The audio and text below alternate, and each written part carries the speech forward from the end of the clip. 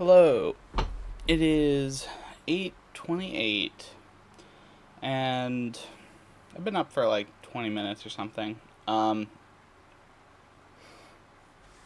I don't know. I've just been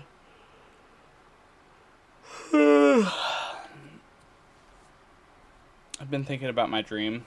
My dream is kind of interesting. Um I guess we'll start with the dream since it's fresh. Um Let me pull up the Dream Bible. Okay, so again, it was a school again, but this time it was more of like it kind of reminded me of a ninja school, but it was just for fighting. And they were like, we test you always at all times. You're doing some sort of mission or training throughout your whole time, even when you think you're not. And I just remember running into other students, and we would always just like fight each other. And yeah, it was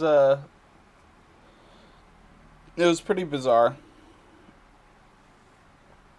I also remember wanting a blue soul, which I don't know what that meant.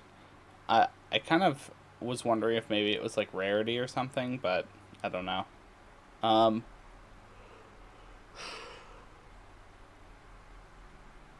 okay.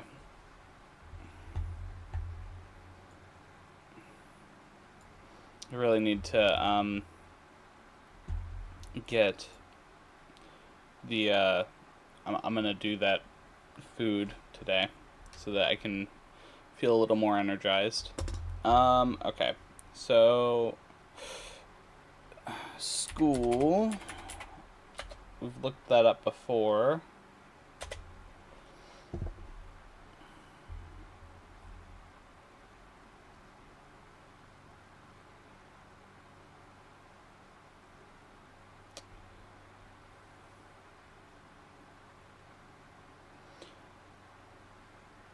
Let's see.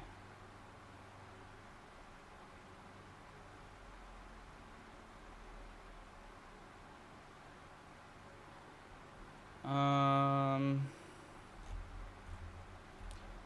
Trying to see. So the base of a school is to dream of a school most often represents social concerns, insecurities or anxieties, worrying, anxiety about how well you are being perceived by others, or how well you are performing in life. There is something happening in your life that you are sensitive about, or that's very important to be uh,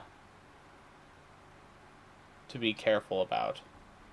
They did 2B2, and I'm like, I don't know.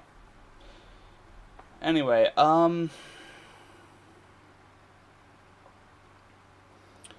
schools symbolize a state of mind where you care about what you are thinking. You may have issues at work or other areas of your life that are weighing heavily on your mind. You are concerned about something. Well, that's technically true because I am concerned about the future, but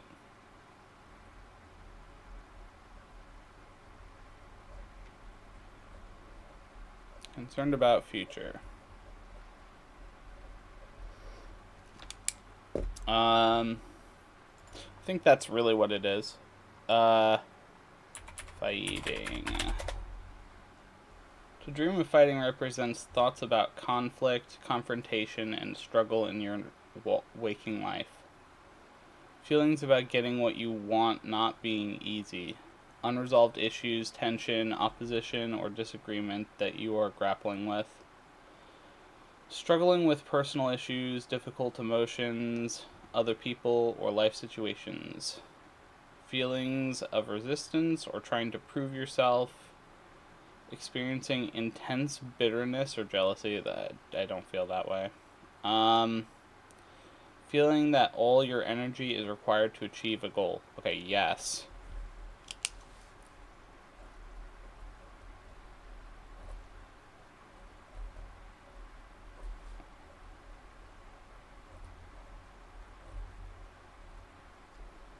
Needed to achieve a goal. Okay.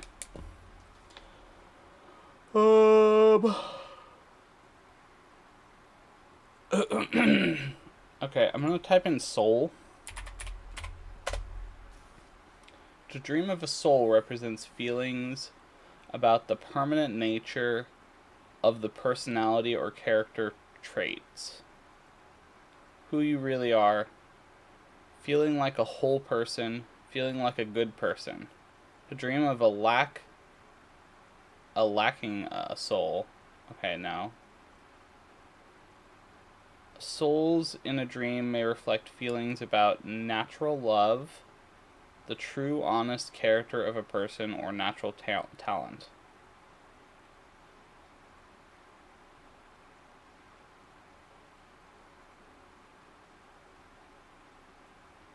Um.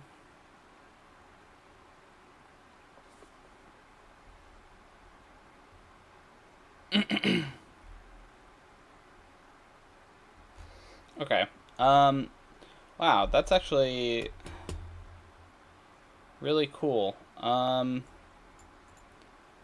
Souls in a dream may reflect feelings about natural love, the true, honest character of a person, or natural talent.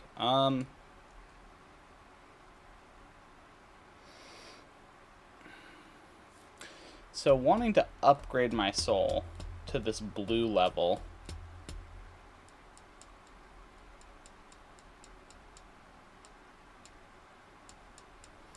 Maybe it's about upgrading this love. Upgrading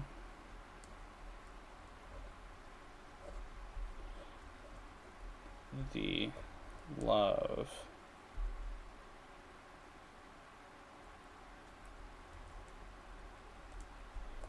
Way. In some way. Okay. I mean, that kind of makes sense because all of this is around this, like, which, by the way, I haven't booked the plane trip yet. I hmm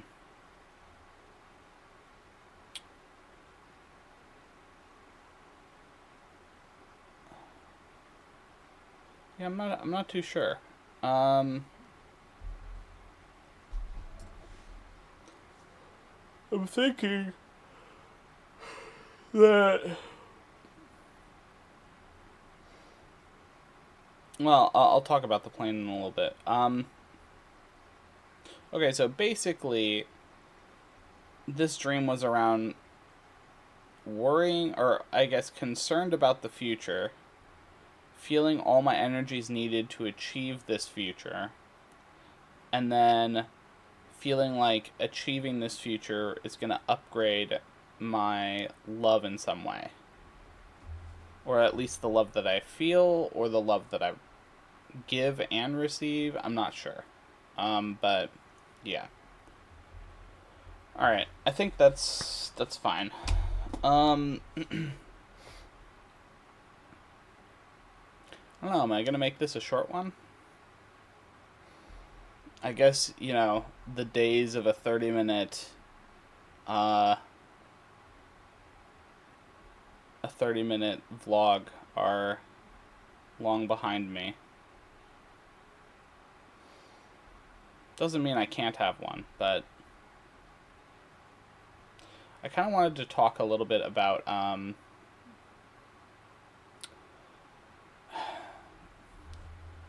I've been kind of thinking about. Okay, that's rendered. Cool. I've been thinking about my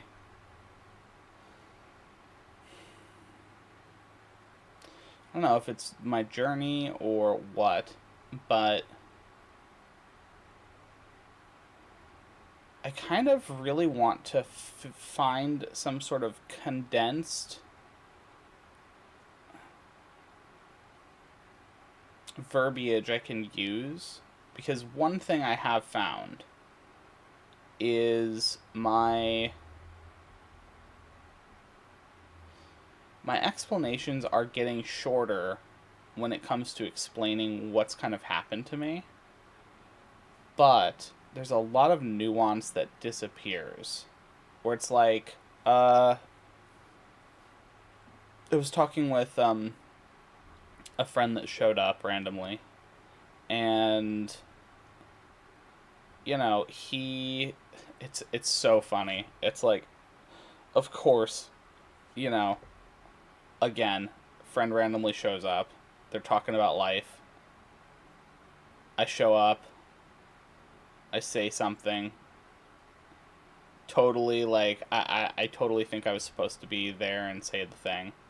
And I'm like, great. Um,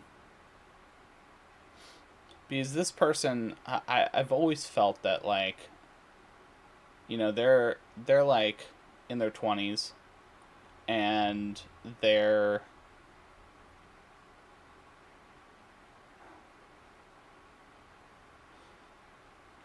they've been a bit doomer, and they're starting to realize things that uh it's just they're getting better, but like the world and life is kind of like pushing them down a little bit. They're focusing too much on it. And so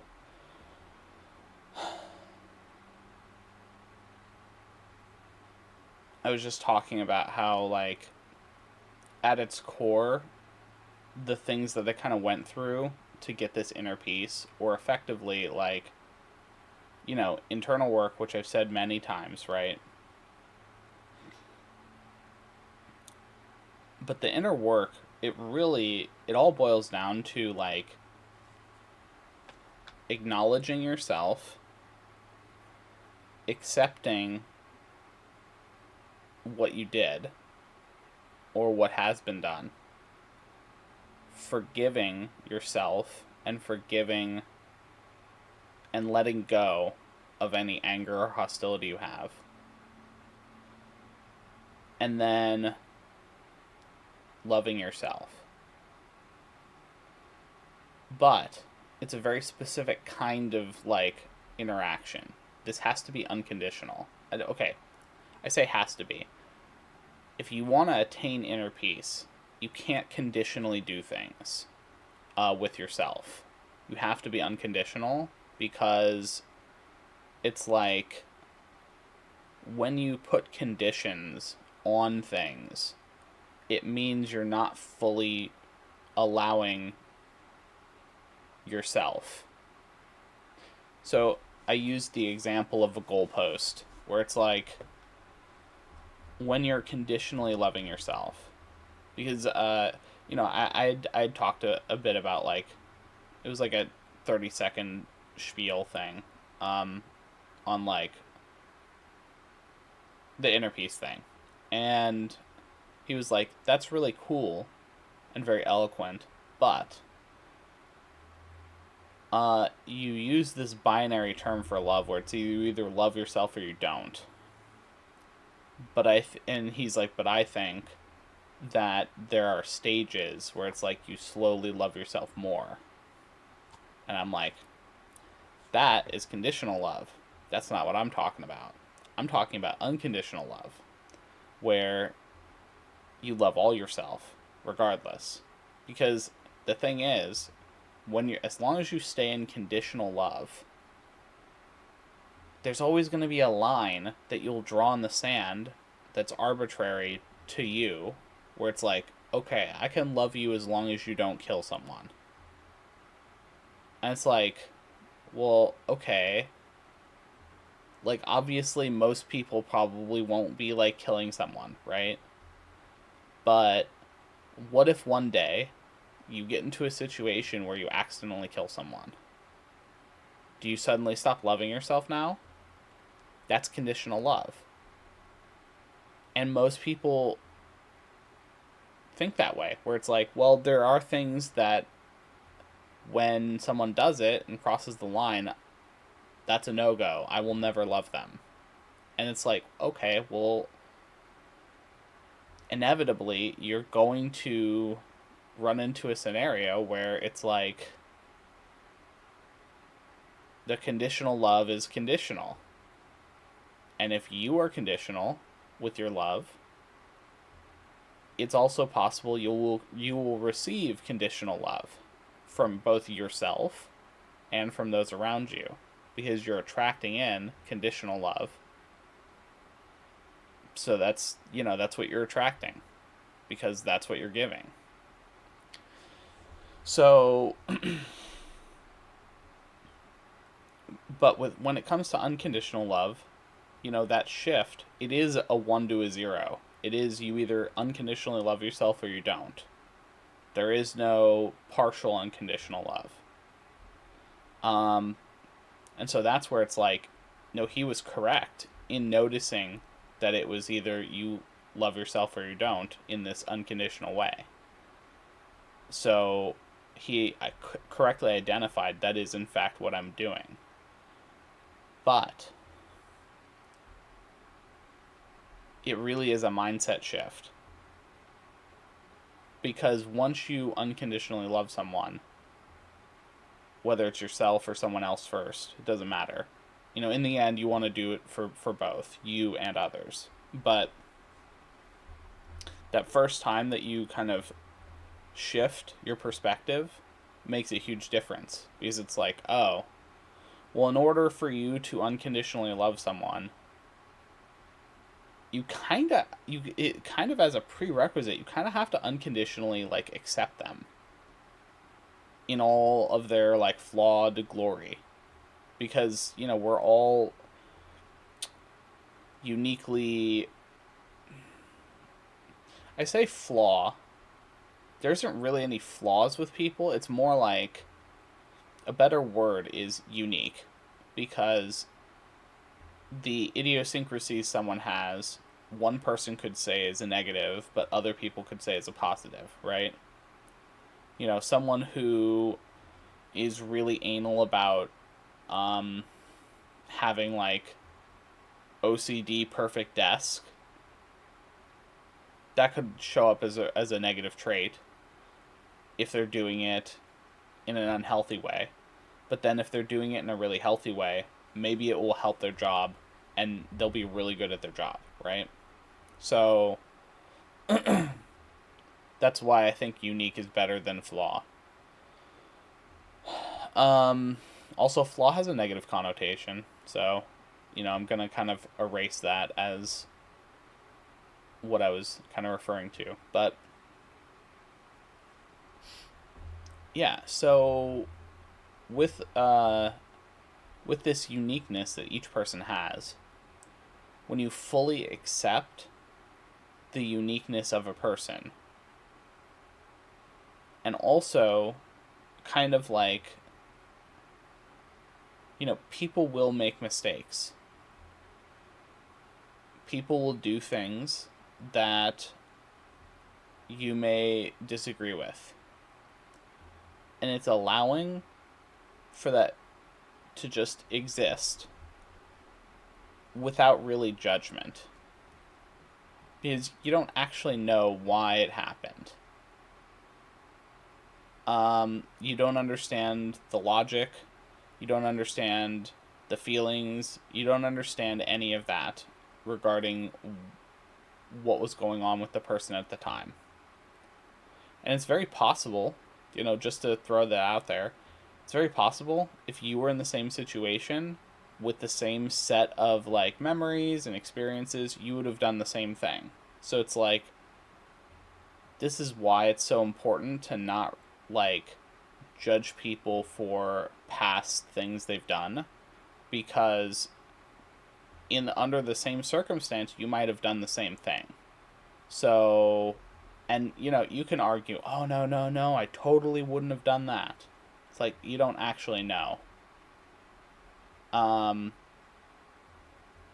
but again, like, you know, whether you would or wouldn't, that's not the point. The point is that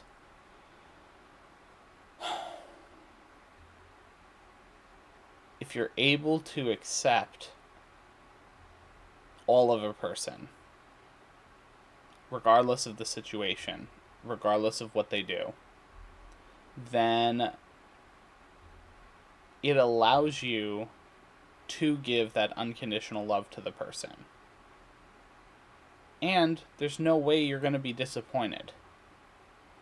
That's another thing with conditional love. You can end up being disappointed with someone. Oh, you weren't who I thought you were. I can't believe you did that. I told you not to do that. It's like, yeah, conditional love is conditional. And if the condition breaks, suddenly you don't love the person. So, of course, you know, the odds are eventually they're going to cross the line. And it may be something where you didn't even realize there was a line there to begin with. You're just like, oh, I didn't know that I didn't like that, but now I do, and that's a line that I drew internally that they didn't even know existed, right? So this is why unconditional love is so important to cultivate, because you can love a person regardless of what they do. Same thing with like forgiveness, unconditional forgiveness, and acceptance. These things are all kind of tied together, where unconditional love, it's easier to give unconditional love to people when you unconditionally accept and forgive people. And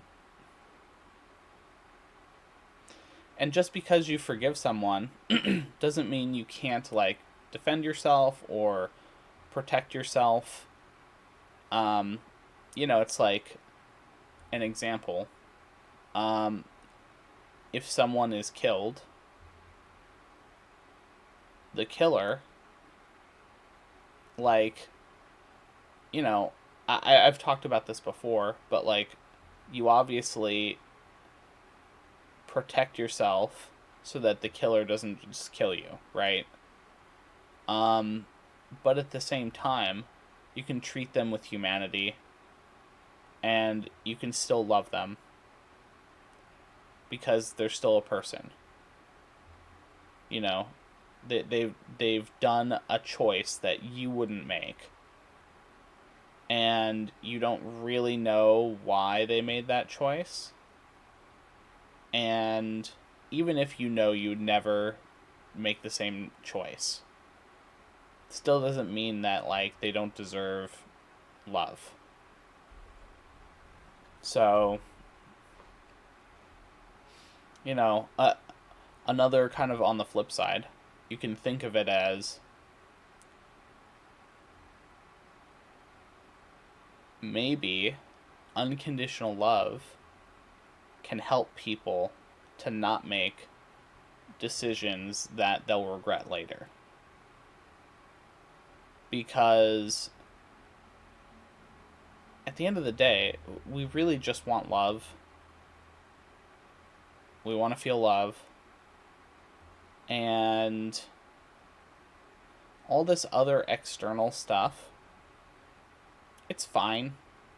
Like, we want to experience this life. That's why we're here. But we also do want to feel loved. And, it's either yourself, others, or both, right? And most people don't love themselves. That's a sad truth that I've kind of come to realize when interacting with people. In an unconditional way. Conditionally, yeah. there's a lot of conditional love. But unconditionally, that's very hard to find. And I think that's where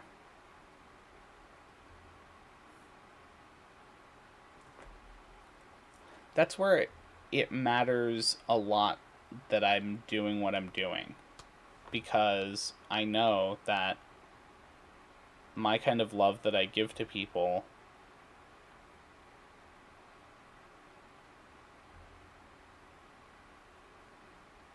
it's rare.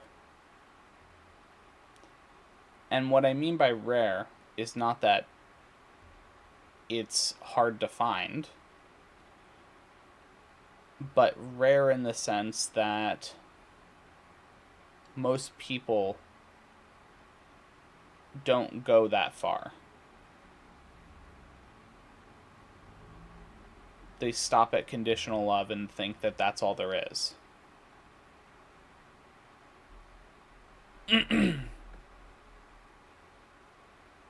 And sometimes people will get hurt enough to where they think it's impossible for unconditional love. And I think that's why it's so important to knowing that, like, it's like, yeah, internally, I'm unconditionally loving myself and I'm giving it to other people at this point. And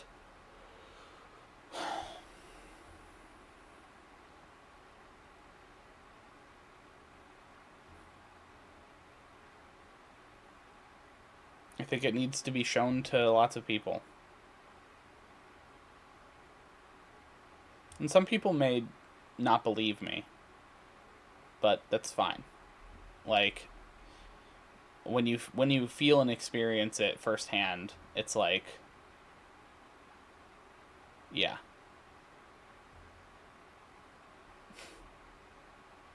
You know, no words can really describe when you feel it. It's like, oh, well, fuck, I didn't know that existed. It's like, yeah, I know. It's like, it's life changing. I mean, hell, I'm perfect, like, proof of, like, I literally unconditionally love myself, and now it's like, boom, inner peace. You know, of course, it wasn't that simple, but, like, you know, effectively it was okay. Heal myself, let go, accept myself, forgive myself, love myself. Boom, inner peace. So it's like, yeah. So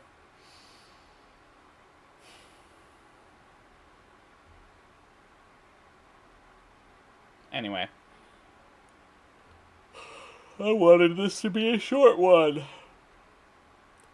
It's 28 minutes. Okay, well, I'm gonna go. I guess I will go do things. See ya. Bye.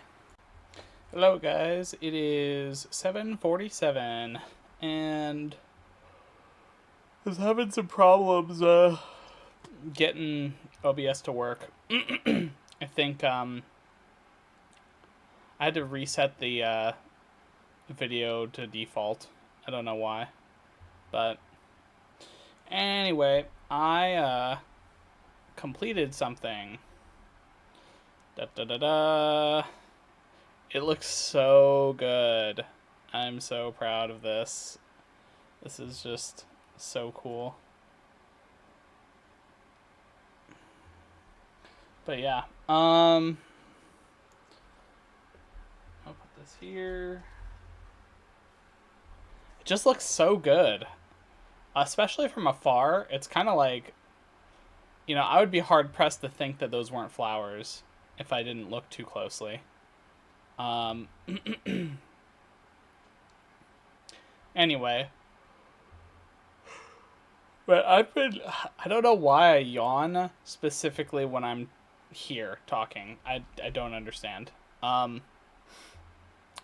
Because I haven't yawned like throughout the day, and I'm yawning now.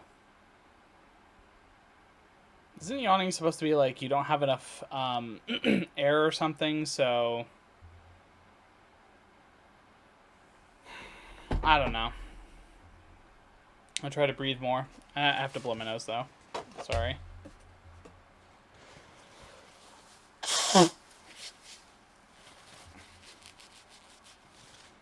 Okay.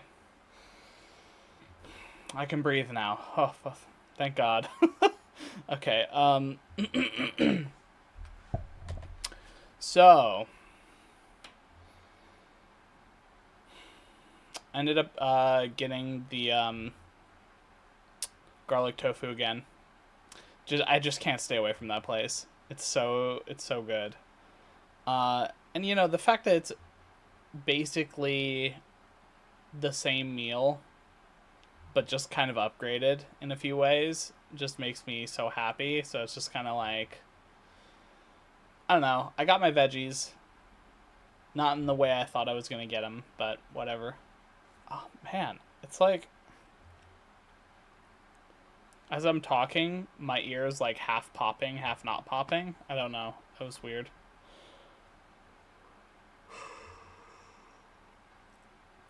Okay. So, what have I done today? Well, I condensed my wires boxes. I had 2 wire boxes that were bigger, and then 2 smaller wire boxes, and then I had another box that had um, computer parts from last like year or 2 years ago or whatever. And I combined it all into one box, and then the rest of it I'm going to be donating. So that's progress. I don't know. I have a thing about like wanting to keep wires and stuff for computers, and I don't know. I'm probably never going to use them. I haven't in the past, but also technically it's not a full wire box. It's like a third of its wires. I have like a bunch of like old CDs and DVDs and stuff. I have a bunch of like Pokemon.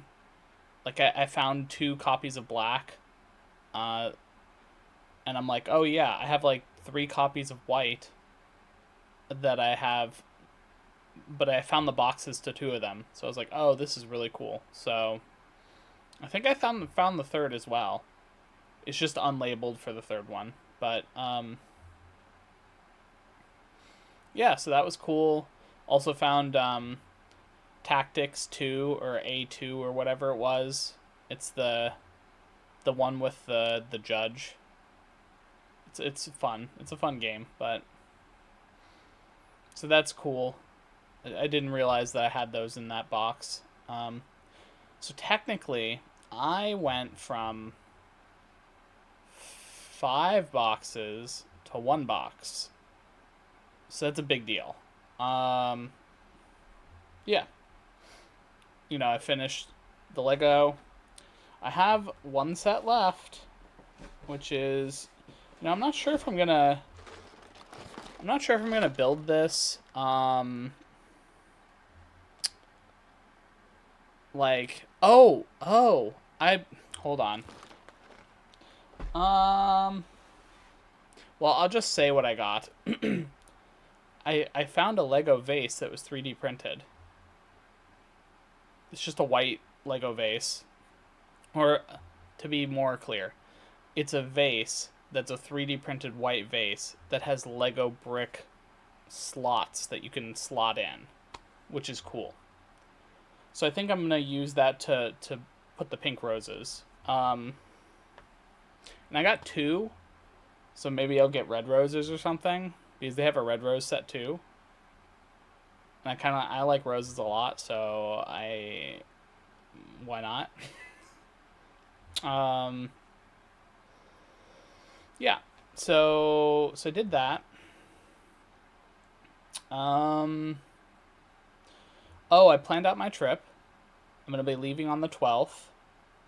and which is it's this Sunday, so today's Tuesday. So we've got 5 days effectively. Well, 4 days of like packing, and then the fifth day is the trip. And my itinerary looks something like this, just so you guys get a heads up. So I'm going to. I'm going to land in Charleston Sunday the 12th at 5:56 p.m. And then I'll stay there for a week. I'll drive up to North Carolina, and I'll stay there for a week. The drive's only about 3 hours, so that's not bad. I've done plenty of 3-hour drives before, so like I did a similar drive a little while ago, but yeah, so I'm gonna do that, and then from there, I'm going to do a flight to the St. Louis airport in Missouri. Is that right? Yeah, Missouri. And I'll be there for a week. And then from there, I'm going to be going to New York. The oh god, oh yeah, MacArthur, the MacArthur Airport, for Long Island, to visit one of my uncles. So that'll be last. So that was great. I'm excited for the trip, and then, unfortunately, this trip specifically, I had to do a layover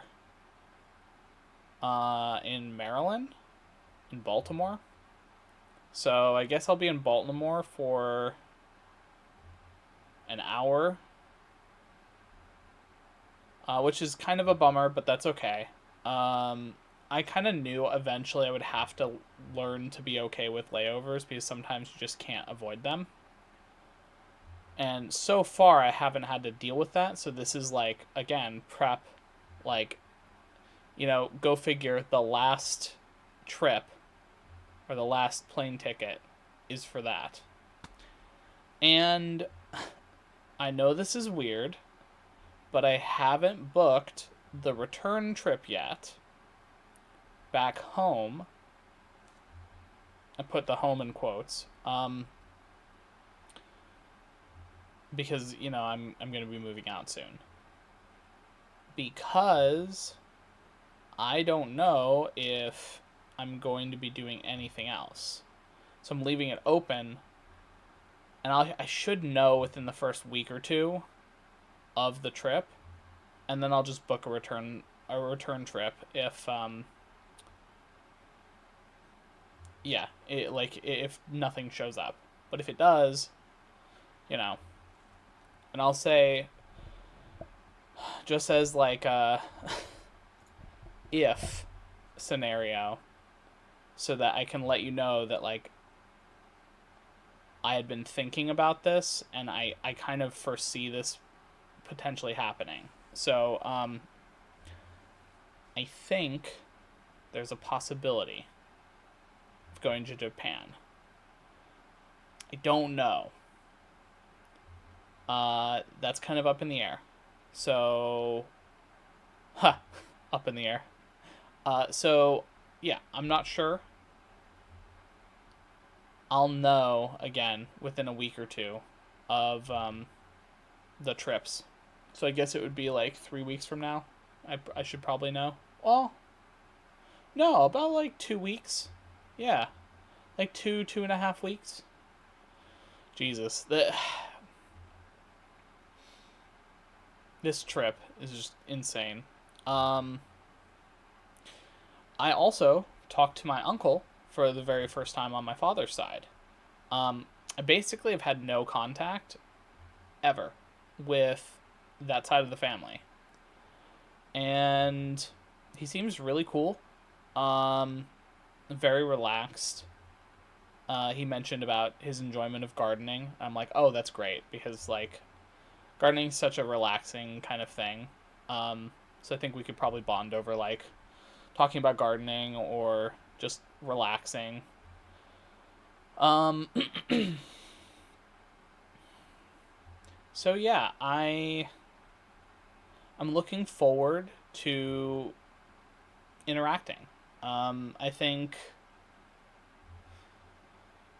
I told him my channel. Um, he'll probably check out a couple videos. I don't expect him to like go too deep because there's so much content here at this point. Um, but you know, I'm glad that he's interested in like knowing more about me. So that's cool. Um, and I will say, out of I have two other uncles, and it's funny. I asked my sister because I was like, oh, okay, well, while I'm doing, reconnecting or connecting in general with my father's side of the family, I should, connect with my mom's side of the family a little bit. So there's two uncles, and my sister was like,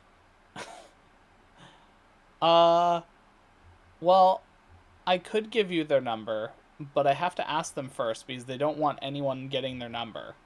And I'm like that seems weird. That and I haven't heard anything since, so it's kind of like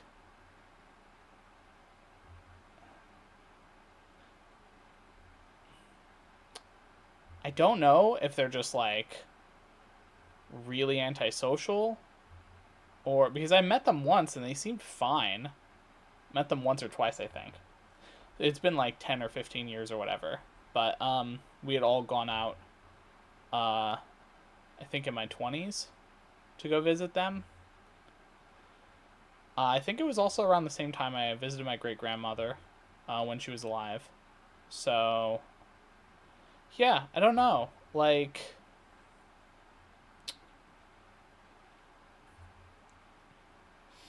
it's bizarre because for most of my life, it has been my mother's side that has been more warm and inviting with my mom and my grandfather. And my dad kind of always had this like he was definitely like he had a barrier where a lot of stuff like he would kind of let you in occasionally, but then the barrier would come back up. Um, and I kind of recognize that as like he just he was just really struggling with a lot, and I think it was a matter of like not doing inner work. And again, this is me analyzing past, from the kid perspective of like just seeing what I saw as a kid. Um, where I just think that he was just struggling internally. And he did the classic thing of just kind of pointing outward. It's the job that did it. It's the this that did it. It's the that did it. Um, and that's kind of a classic sign of just not doing inner work or not even knowing you should. Because sometimes it's like you get caught up in like daily life and you don't even think about it as like a thing. Especially like the older generations, it's like, we don't go to counselors. We just tough it out and stay strong, and that kind of thing. And it's like, yeah, I understand. You kind of have to do it that way sometimes, but it doesn't mean that you can't be working on yourself internally, even if you don't want to go see a counselor or whatever. Um, because I genuinely do think everyone deserves to be supported and loved. And yeah, I don't know. Like, I thought about how subconsciously, even though, I've long forgiven like everything that happened as a kid, when it comes to my dad, and I love him. I think that he deserves love just like anyone else. Um, and even though he's passed on, I think he still deserves to be loved. And I didn't realize how much I had been subconsciously writing off him because of, like,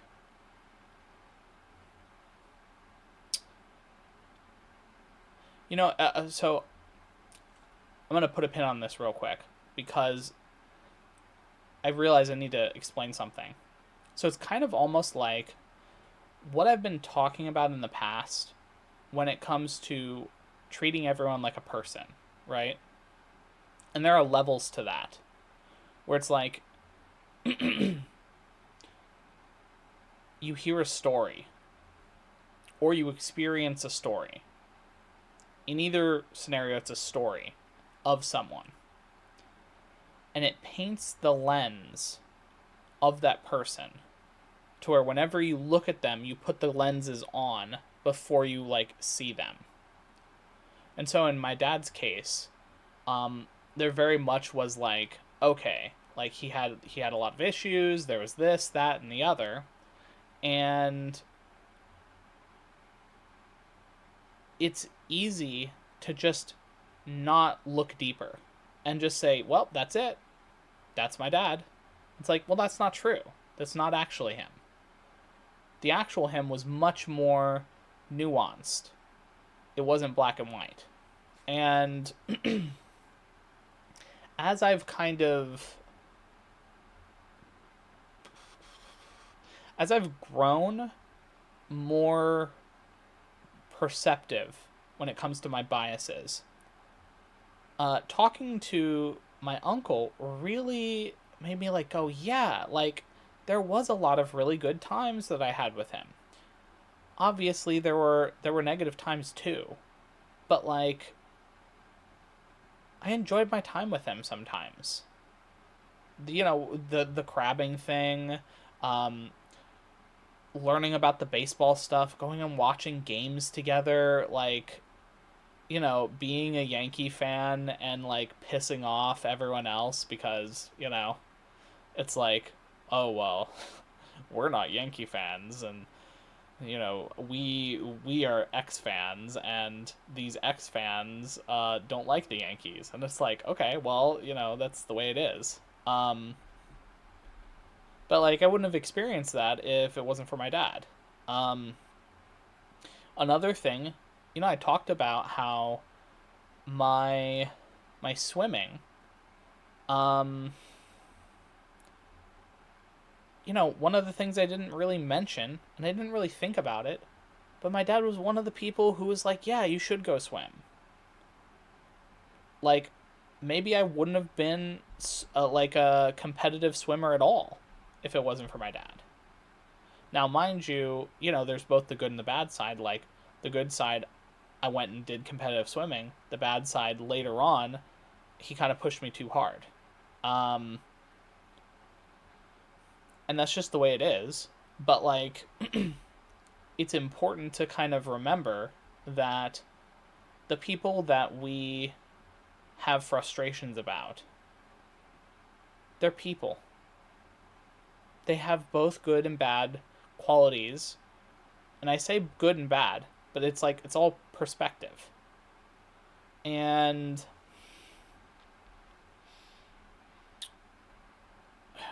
I think it's important to really let go of painting someone as a good person or a bad person altogether. They're just people. Sometimes they do things that are considered good, sometimes they do things that are considered bad. And that's okay. We're all here just learning, right? You don't get mad at someone for getting a question wrong on a homework assignment. Like, you just say, oh, well, you did the homework assignment wrong. Here's the correct answer. Here's how you got there. And then you move on, right? And you learn something. And if you keep making the same mistake again and again, they're going to start to say, hey, we talked about this. You're not supposed to do this math problem this way. I've tried to show you multiple times. You gotta, learn, or else you're just going to get stuck here. That's life. This is how life works. It's similar to the homework. It's just homework in lessons that we learn every day. And the universe is the most kind teacher, because it will just let you go through and make as many mistakes as you need in order to learn it. And I say mistakes, but if it's getting the person closer to learning the lesson, then they weren't really mistakes, even though we may see them as being negative. For them, it's an important part of their journey. And it's really hard to see that when sometimes people do things that hurt others, right? Especially when it's either sensitive crimes or really violent crimes. These things are it's yeah, it's really hard to humanize someone when you've kind of either experienced or seen people go through that. And it's you can't do the conditional forgiveness, the conditional well, it's okay if you stole, but if you did this, then that's not okay. That's the line. It's they're still people, Obviously, they need to, go to prison and learn, if they make a mistake or they do something that they just sometimes it's a mistake. Sometimes it's more of consciously doing it because they just want what they want and they don't care, right? So it's that's why we have, a prison system. It's to protect the people that are, the victims and that are vulnerable. But yeah, my whole point is it doesn't matter what the person did. They still have to be treated as a person. And, that applies to my dad. My dad was a person. He made mistakes. So what? Everyone makes mistakes. He's still my dad. And I think I want to get to know him. I don't really know him. I know the distorted view of being a kid that, didn't have an amazing role model at the time. But just the few things that I talked to my uncle about, it's he's oh, you have some speech mannerisms that he had. I didn't know that. That's really cool. Tell me more, And I didn't know until he passed that he was a good writer. He never shared that. He never shared his writing stuff. And I feel I inherited some really good writing, I don't even know, it's not technique, it's just talent, writing talent from him.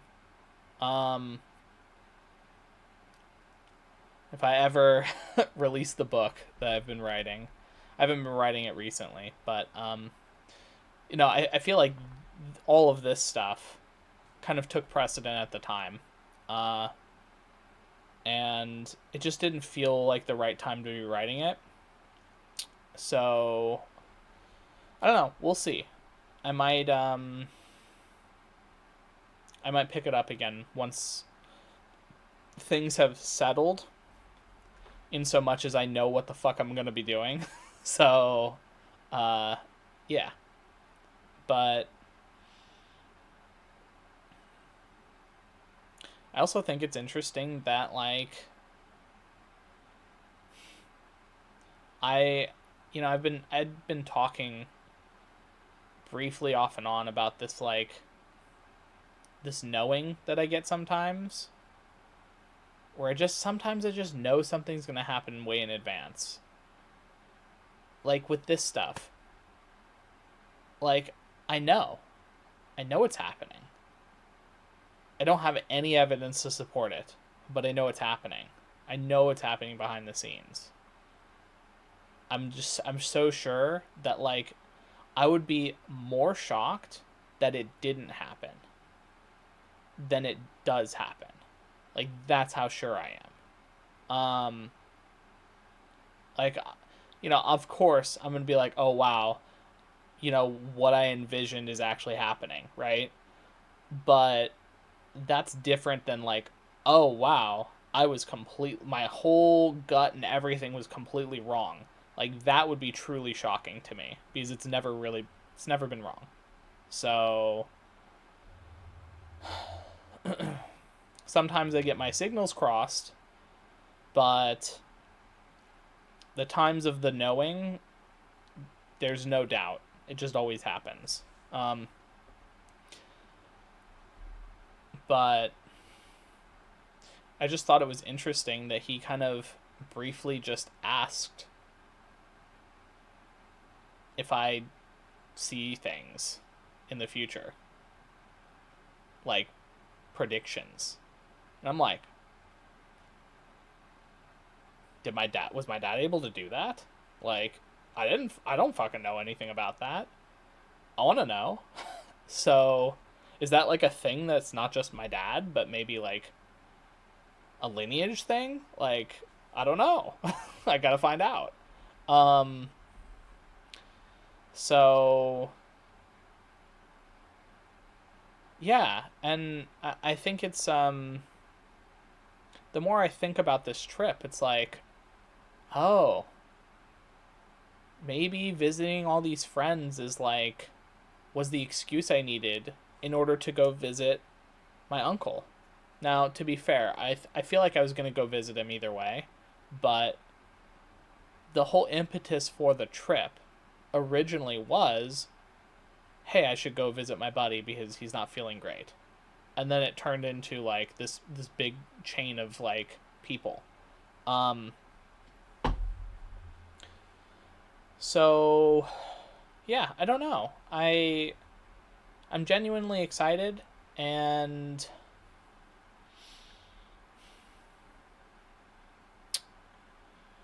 I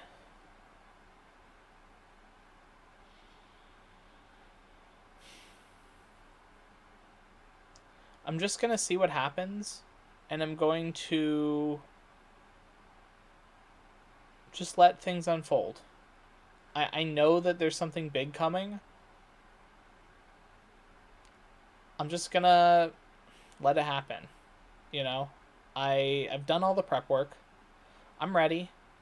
I know I'm still going to have to take a leap of faith because it's when it comes, it's just going to be like, "Oh my gosh, this is even crazier than I thought it was going to be." So, it's like, yeah, I still have to like take the leap of faith. And it's going to come to me. I'm not going to look for it because I know that it's magnetized to me by just being myself and letting my inner child just play and have fun. That's it. That's all I have to do. So, and I've learned my lesson. I'm not looking. I'm not trying to force. I'm just letting it happen. Um, Earlier today, I really felt this like Empress energy. kind of come up. Um, and I'm like, fuck, yeah. That's like, it's there, just out of nowhere. Um,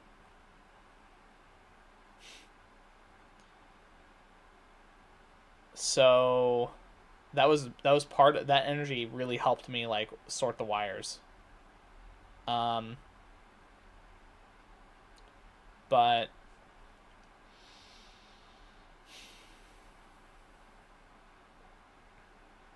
and when I just to be clear, when I'm talking about Empress energy, I'm talking about like more like divine feminine, divine masculine kind of deal, where it's like it's not gender based. It's more of like the type of energy, the like intuitive versus like um, the more like task oriented, the like logic versus the intuition. Because we all have both, and so it's just about like balancing. When you're in balance, you get this Empress energy or this Emperor energy, and it kind of depends on whether you lean more towards the feminine side or the masculine side of that, like feminine intuitive versus masculine like more logic um and structure. So, but yeah. Um I definitely fall more on the like feminine like intuition side. Um so that's why I like I can feel the like Empress energy. Um but yeah, I'm not I'm not compromising for my like goals and plans and whatnot. And I'll just say like my one roommate, I understand that even if I talk um whenever I talk about like the roommates, I talk about how like I've outgrown them and like there's this kind of negative energy kind of twisted in to like the way they like interact. There's nothing wrong with the roommates. And I think it's important to state that again. Where it's like I've just outgrown the space and that's why I'm moving on. It has nothing to do with whether they're good people or bad people or whatever, right? Um, and I genuinely love them, and I think that they're good people. I just think that there's a lot of like healing that needs to be done internally, especially for one of the roommates. Um, and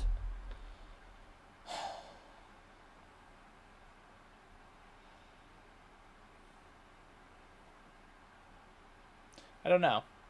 Uh, I think, well, kind of going back to what I was kind of talking about with this like not compromising. I don't like that this one roommate is, you know, he joked about like, oh, I have some sort of secret girlfriend, right? And I think I might have mentioned it briefly. And so he started naming the previous um, girlfriend of the roommate that got removed. And I'm like, not happy that he keeps like saying that. It's almost like he's trying to make it manifest by him continuously saying that so that I stay. And it's really annoying. Um, and it, what I mean by annoying is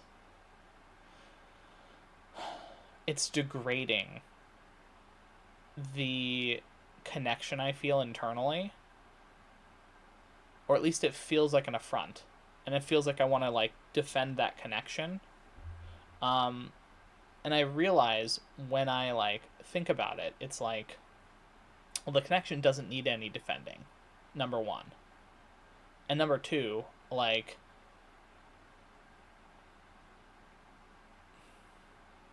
his words can't actually affect what's going on.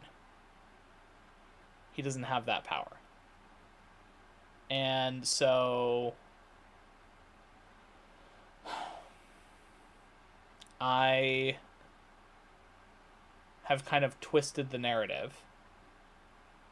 And now, because he continues to just kind of do this thing, and he knows that I don't like it, I'm like, okay, well, I'm just not going to tell you where I go.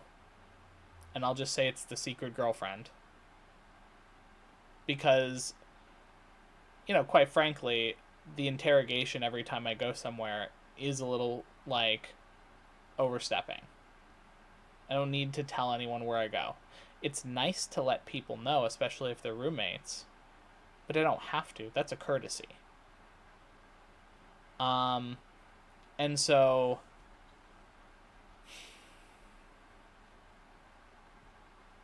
I understand. It's kind of like he's going through this withdrawal phase where I'm not giving him my energy, and he feels like I've taken something from him. When what's really happening is I'm just not giving him the energy that I normally do. And so it's like, well, we used to do these things. We used to go and do this stuff. I'm like, I know. But like, I have a lot of stuff I have to do. And I can't, like, I can't schedule my life around when you're ready to do things. I just kind of have to go and do them. And I need my peace. I need to be able to, and it's not that he can't bring peace, but it's different when I'm alone with my own thoughts sorting through things versus when I'm with someone. And it doesn't matter who it is. Like, it's not just him, right? So it's just important to kind of document this, because I truly do love all of them. And it's hard. It's hard to kind of just let go sometimes. And he's also having a hard time too. So I understand. And there's a lot of sympathy that he tries to throw at me, where he's like, well, you should be sad that I'm not getting attention. And it's like, I understand. It is sad. Our kind of arc, this arc is closing. And then, I told him that I'm going to be gone for a month. He's like, what the heck? Like, that's a whole ass month. What the hell? Or maybe longer, could be 2 months, depending on if the Japan stuff pans out. So it's like, I might not see him until a couple weeks before that's it. It's like, let me look. Like, it's like the 23rd of May. Yeah, so it's like, it'd be like 1 week before June.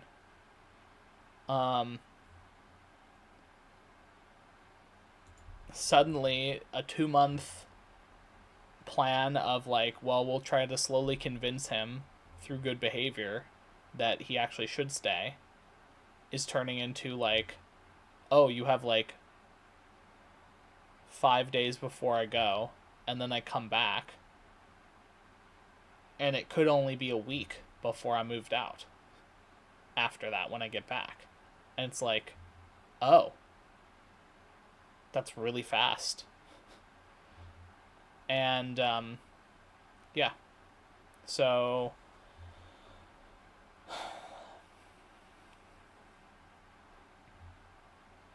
I don't know, we'll see. But kind of getting back I kind of meandered a little bit. So getting back to my uncle, um, I am interested to kind of hear from him, and hear about my dad, because it's like I'd love to know how my dad grew up. I got a lot more from my mom because my mom was more open. Um, Now my mom had her own problems. Like she was just as kind of she was just as mentally struggling as my dad. It was just for different reasons. Um, and I think I've been thinking a lot about like unconditional love. I never felt that from my dad. However, that doesn't mean that he didn't feel that way. I'm not trying to rewrite anything. So like I know what I felt and I didn't feel that from him. But that also doesn't mean that he didn't love me at all. Of course he did. Um, if he didn't love me, he wouldn't have been there through all the swim meets, and he wouldn't have been there doing the crabbing stuff. Uh, and he wouldn't have been there to go and do the card store stuff and the Hot Wheels stuff, and there's so many things that we did together. So it's like, yeah, of course. Like if he didn't love me, we wouldn't have done any of that, right? Um, so that's where it's like I just want to get to know him a little bit better. Um, and I think that his brother will know best. Like they grew up together, right? So kind of the perfect person to ask, "Hey, what was my dad like?" Um,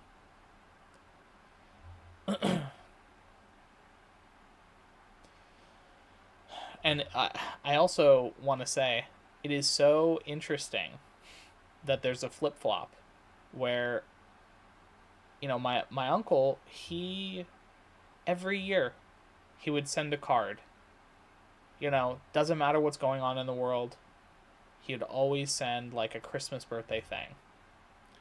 And it's like I knew that there was some love there, even if I've never met them.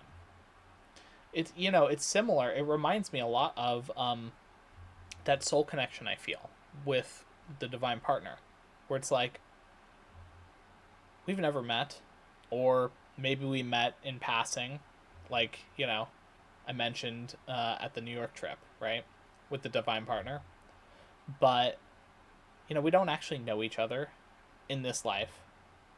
It's also very possible we've known each other in a past life, right? Um, but regardless, there's a connection, and I know that there's love there on both. Like, from my perspective, I love this person, and I think she loves me as well.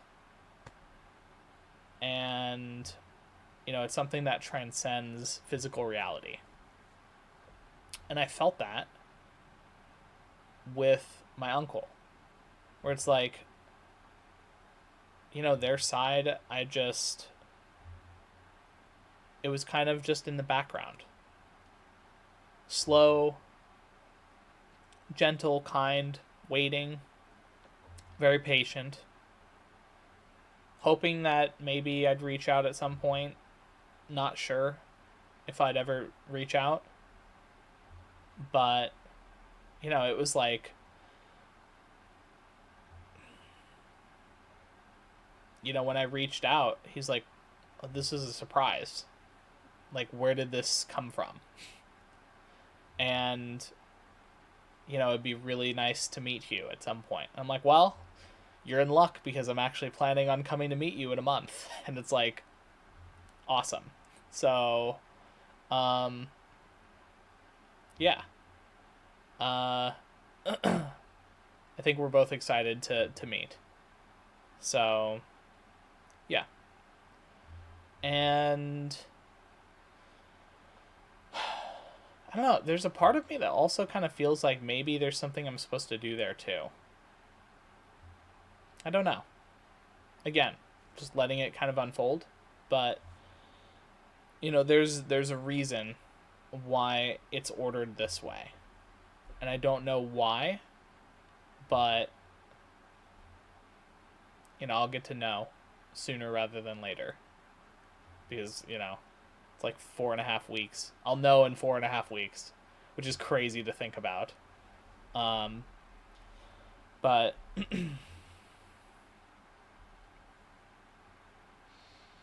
yeah, I'm ready. I'm ready for whatever comes my way. And I'm not going to let fear stop me from walking across this bridge that I've been talking about. I'm not going to let doubt or any other kind of side things from stopping me from being the best me I can be and from walking in this path. So yeah. I guess that's it for now. I guess I'll do. You know what? Fuck it. I'm gonna do a reading for you guys. Um, so whoever's gonna be watching, uh, I guess it technically will already be out because I did a second reading yesterday, and I posted that. So I think this next reading I'll post probably today as well. Um,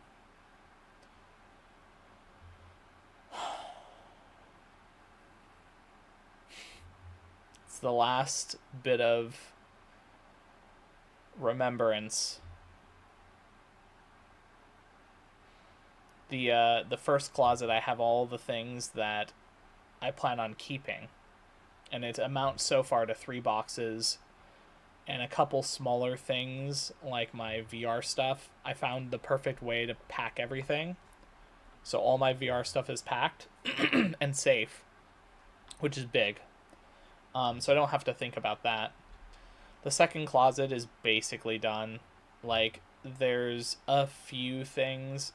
The main thing is I have to go through like a bunch of old hard drives. I have so many old hard drives you don't even understand, because I kept all the hard drives from my old computers. So I have like five like just standard drives that you can just slot in, and then I have 3 external hard drives.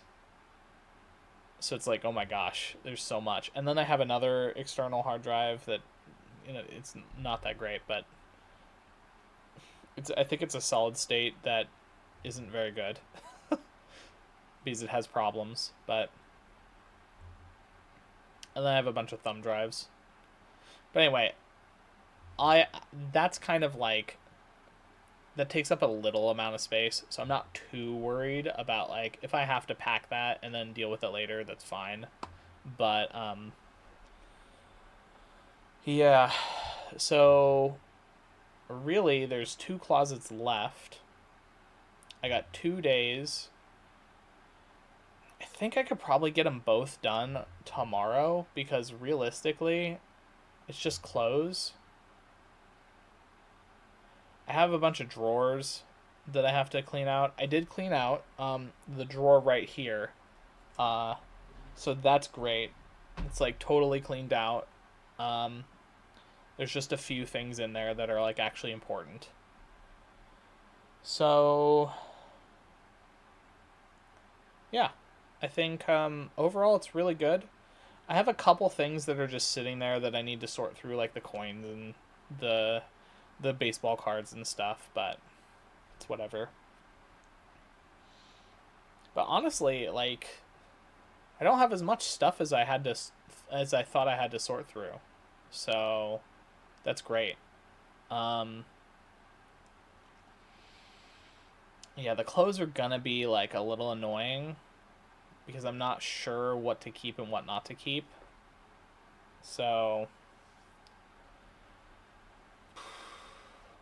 oh man, I'm at 51 minutes. This is gonna be an hour and a half. Uh, so I guess good luck to whoever's watching this. But I also just think like I know you guys are just happy to let me just talk about stuff. Um, so you just want to know like as much as I'm willing to give, and that's fine. I'm enjoying like the communication. So, um, I'm just saying I'm talking more to the future people. The present people, I don't know if they necessarily are happy that these are so long, but I know all the future people are like, who the fuck is this guy? I want to know everything about him. And I'm like, don't worry. I'm giving you plenty of content to look at. Um, obviously I didn't do any recordings way before, but honestly, those aren't really that exciting because it was literally like hermit mode in the cave, like mega depressed, laying in bed all day. So it's like, I don't think, even if I had recordings, I don't think you'd want to hear recordings from that period. Um, because it would just be really depressed. Like, so yeah. But okay, I'm gonna go do a tarot, and then I'm going to post both the tarot and today's um, vlog, and then I guess go to bed. I don't know. I don't think I'm even gonna eat anything else. I don't really feel like eating anything else today. I did a walk, which is nice. I did about an hour walk. Um, I do need to go to the gym tomorrow. I didn't go on Monday, so I just kind of spaced. If I'm gonna be real, it wasn't even an intentional thing because I definitely could have gone to the gym. Um, all right. See you all tomorrow. Bye.